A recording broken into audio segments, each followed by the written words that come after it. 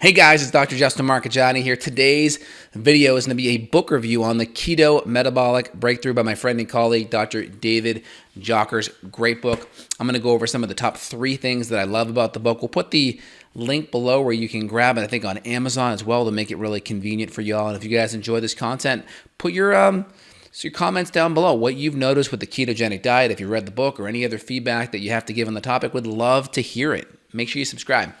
All right, so first thing first on the book. So one topic that is mentioned in the book is on thyroid levels. So if you have thyroid issues, it talks about optimal thyroid levels for TSH, for T4, for T3, for reverse T3, for thyroid antibodies. This is very helpful. Now, a ketogenic diet by default cuts out a lot of carby foods such as grains and maybe even the more refined dairy products and refined sugar and junky fats that are actually going to be part of why you may have a thyroid issue or why you may have an autoimmune issue to begin with, as most thyroid issues are autoimmune. So it really helps by default cut out a lot of foods that may predispose you from having a thyroid issue, but it also looks deeper at some of those ranges that they're talked about in the book. TSH, closer to 1, T4 between 6 and 10-ish, T3 between 3 and 4, reverse T3 in the mid-teens, thyroid antibodies obviously in the negative range is ideal. So it talks about those ranges, which is great.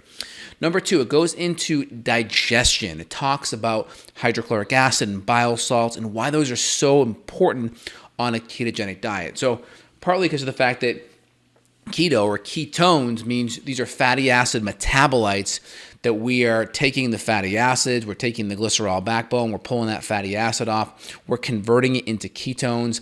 Those ketones go into acetyl-CoA and they go into the mitochondria, and then we get ATP on the backside, but we also get ketones that we can burn for fuel, which is amazing. But we need high quality hydrochloric acid enzymes and bile salts to be able to break down those fats.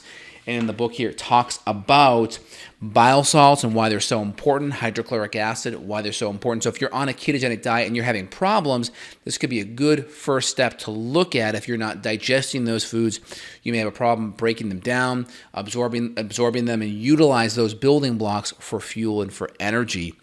Also, on the energy part, I already mentioned regarding ketosis and acetyl-CoA.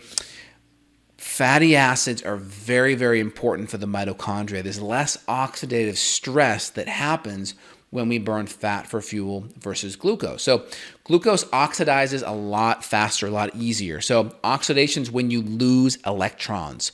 And when you have high amounts of glucose, you can see increased oxidation. You sugarcoat various proteins. You can get what's called advanced glycation end products, and this is oxidation. So that really depletes your body's needs for free radicals to stabilize that cell. When you lose electrons, your body needs antioxidants like vitamin C, vitamin E, vitamin A to help stabilize those cells so they don't oxidize. So when you have good, clean fuels that burn clean, think of ketones as like a high-quality race fuel. It burns really clean for performance.